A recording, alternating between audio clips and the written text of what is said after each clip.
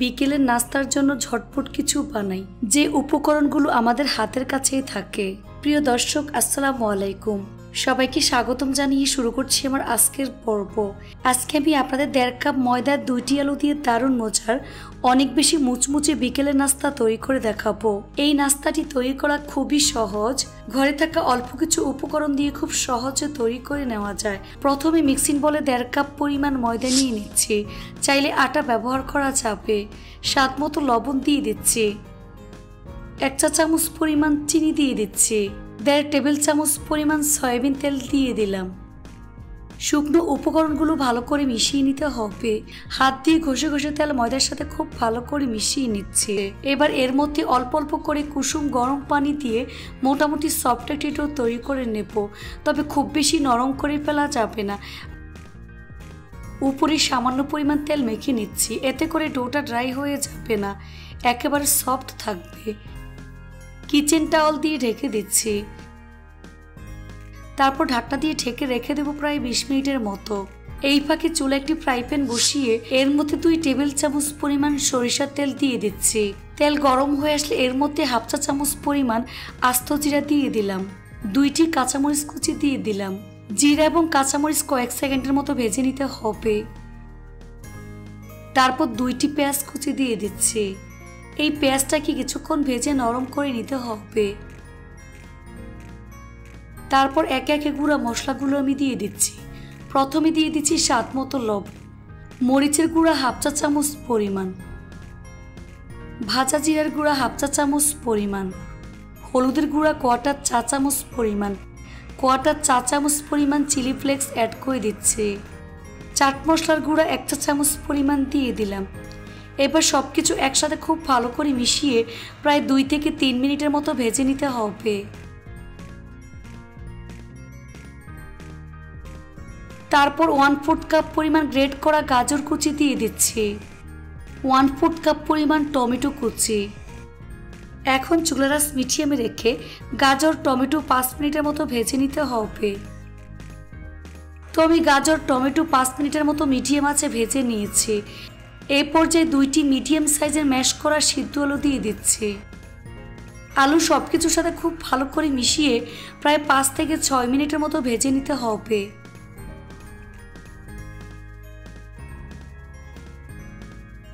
এই তো আমার পুরটা রান্না হয়ে গিয়েছে। এখন চুলা বন্ধ করে এই পুরটাকে ভালো করে ঠান্ডা করে নেব। ফিরে আসলাম 20 মিনিট পর। এখন ঢাকনা সরিয়ে ডোটাকে আরও কিছুক্ষণ সময় নিয়ে মথে নিতে হবে। এটাকে সমান 2 ভাগে ভাগ করে নিচ্ছি। এখান থেকে 1টি লেচি নিয়ে ঠিক এইভাবে গোল বলের মতো আমি তৈরি করে নেব। এই তো গোল বলের মতো তৈরি করে নিয়েছি। এবার এই বলটাকে বড়ির উপর আমি নিয়ে নিচ্ছি। হাত দিয়ে চেপে চ্যাপটা করে নিতে হবে।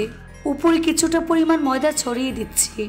তারপর বেলুন দিয়ে বেলে মোটামুটি পাতলা বড় একটি রুটি আমি তৈরি করে নেব। রুটিটাকে যতটা সম্ভব পাতলা বড় করে বেলতে হবে। দেখুন, এরকম পাতলা বড় রুটি আমি তৈরি করে নিয়েছি, দেখে হয়তো বা বুঝতেই পারছেন। এবার রুটির চারপাশ কেটে সমান করে নিচ্ছি, অর্থাৎ 4 কোণা শীট আমি তৈরি করে নিচ্ছি। তারপর শীটটাকে সমান 4 ভাগে ভাগ করে নিচ্ছি, অর্থাৎ 4টি শীট আমি তৈরি করে নিচ্ছি, দেখে হয়তো বা বুঝতেই পারছেন। এখান থেকে 1টি শীট নিয়ে নিচ্ছি, এর এক সাইডে পরিমাণ মতো পুর দিয়ে দিচ্ছি।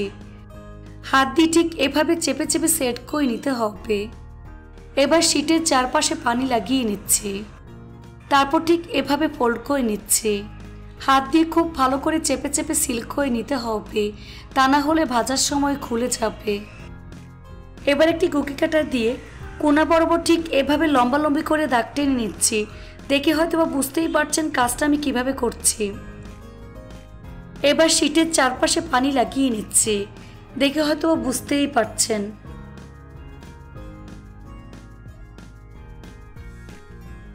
তারপর খুবই সাবধানে ফোল্ড করে নিচ্ছি।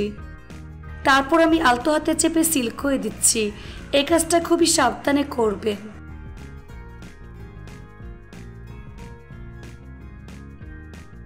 দুই পাশে কাঁটা চামচ দিয়ে ঠিক এভাবে আমি চেপে সিল করে দিচ্ছি। এতে করে দেখতে যেমন সুন্দর লাগে, খুলে যাওয়ার ভয় থাকে না।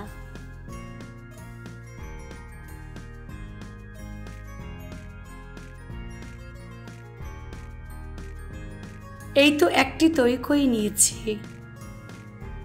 সবগুলো নাস্তা একইভাবে আমি তৈরি করে নিয়েছি। এবার নাস্তাগুলো ভাজার পালা। চুলা একটি ফ্রাই প্যান বসিয়ে পরিমাণ মতো সয়াবিন তেল দিয়ে তেলটাকে ভালো করে গরম করে নিয়েছি। এখন চুলার আঁচ মিডিয়ামে রেখে এর মধ্যে একে একে নাস্তাগুলো আমি দিয়ে দিচ্ছি। এই নাস্তাগুলোকে খুব বেশি জোরে ভাজতে যাবে না, তাহলে উপরে কালার চলে আসলেও ভিতরটা কাঁচা থেকে যাবে। নিচের পাশ হালকা ভাজা হয়ে আসলে উল্টে দিচ্ছি।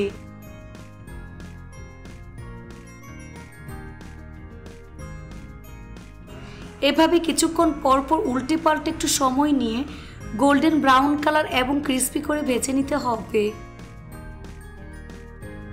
ভাজা হয়ে গিয়েছে, দেখুন খুব সুন্দর কালার চলে এসেছে। এখন তেল ছেঁকে নাস্তার প্লেটে তুলে নিচ্ছি।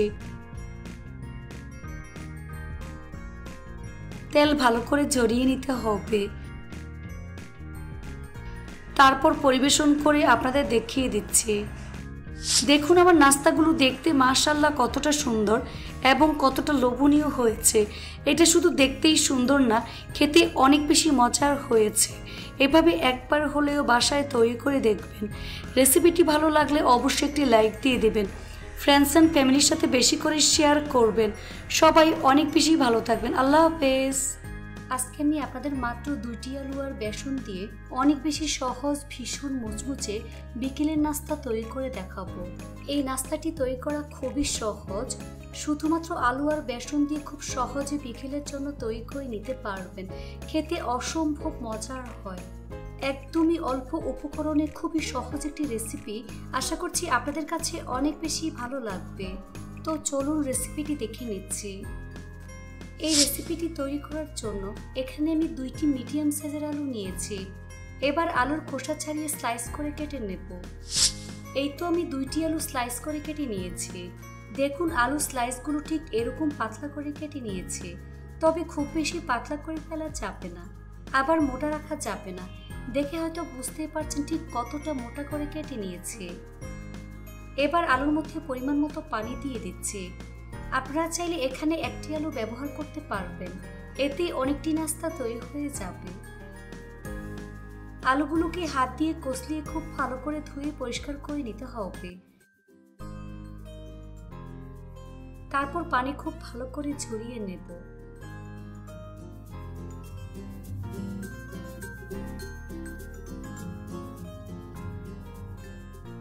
এবার টিস্যুর মধ্যে আলুগুলোকে আমি বিছিয়ে নিচ্ছি।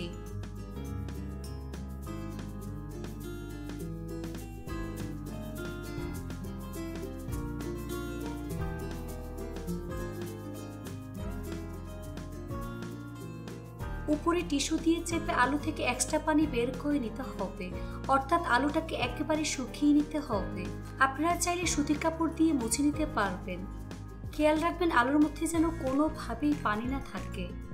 দেখুন আলু থেকে পানি খুব ভালো করে মুছে নিয়েছি। আপনারা চাইলে স্ট্রেনারে রেখে আলু থেকে এক্সট্রা পানি ঝরিয়ে নিতে পারবেন।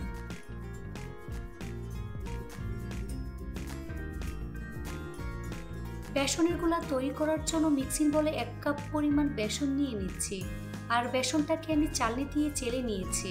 2 টেবিল চামচ পরিমাণ কর্নফ্লাওয়ার দিয়ে দিচ্ছি। কর্নফ্লাওয়ারের পরিবর্তে চাইলে চালের গুঁড়া ব্যবহার করতে পারবেন। এবার দিয়ে দিচ্ছি 1/2 চা চামচ পরিমাণ আদা রসুন বাটা। স্বাদ মতো লবণ অ্যাড করে দিচ্ছি। 1/4 চা চামচ পরিমাণ হলুদের গুঁড়া, 1/4 চা চামচ পরিমাণ মরিচের গুঁড়া, 1/2 চা চামচ পরিমাণ চিলি ফ্লেক্স দিয়ে দিচ্ছি। 1/2 চা চামচ পরিমাণ চাট মশলার গুঁড়া, 2 টেবিল চামচ পরিমাণ ধনিয়া পাতা কুচি অ্যাড করে দিচ্ছি।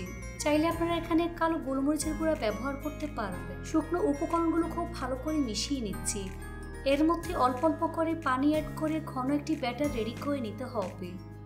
এই ব্যাটার পাতলা করে ফেলা যাবে না, আবার অনেক বেশি ঘন করে ফেলা যাবে না। আলুর চপ বেগুনের ব্যাটার থেকে একটু ঘন হবে। খুব ভালো করে ফেটিয়ে নিতে হবে, যাতে করে এর মধ্যে কোনো প্রকার লাম্পস না থাকে।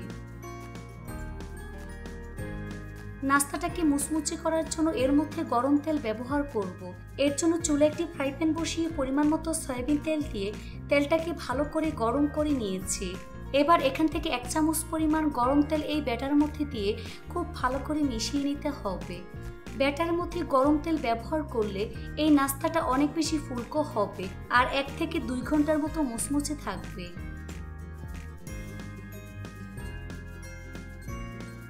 দেখুন ব্যাটারের ঘনত্বটা ঠিক এরকম হবে। এবার একটি আলু স্লাইস এই ব্যাটারের মধ্যে দিয়ে খুব ভালো করে ডিপ করে গরম তেলে দিয়ে দিচ্ছি। নাস্তা ভাজার জন্য চুলায় ফ্রাই প্যানে পরিমাণ মতো তেল দিয়ে তেলটাকে আমি ভালো করে গরম করে নিয়েছি। এভাবে সবগুলো আলু স্লাইস একে একে ব্যাটারের মধ্যে ডিপ করে গরম তেলে দিয়ে দিচ্ছি।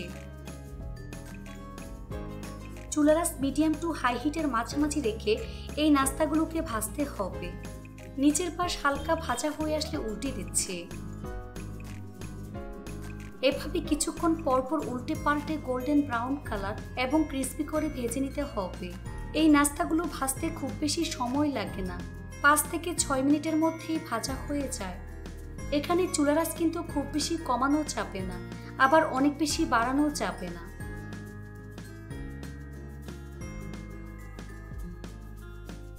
এই তো নাস্তাগুলো ভাজা হয়ে গিয়েছে, দেখুন খুব সুন্দর কালার চলে এসেছে। এখন ছাঁকনি দিয়ে তেল ছেঁকে নাস্তা প্লেটে তুলে নিচ্ছি।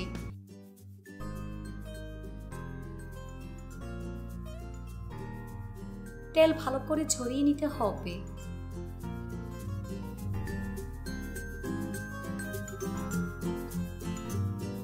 তারপর পরিবেশন করে আপনাদের দেখিয়ে দিচ্ছি।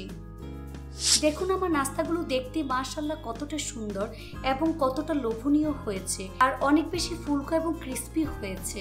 দেখে নিশ্চয়ই বুঝতে পারছেন এটা শুধু দেখতেই সুন্দর না, খেতে অনেক বেশি মজার হয়েছে। এভাবে একবার হলেও বাসায় তৈরি করে দেখবেন। এটা তৈরি করতেও খুব বেশি সময় লাগে না, অল্প উপকরণে খুব সহজে তৈরি করে নেওয়া যায়।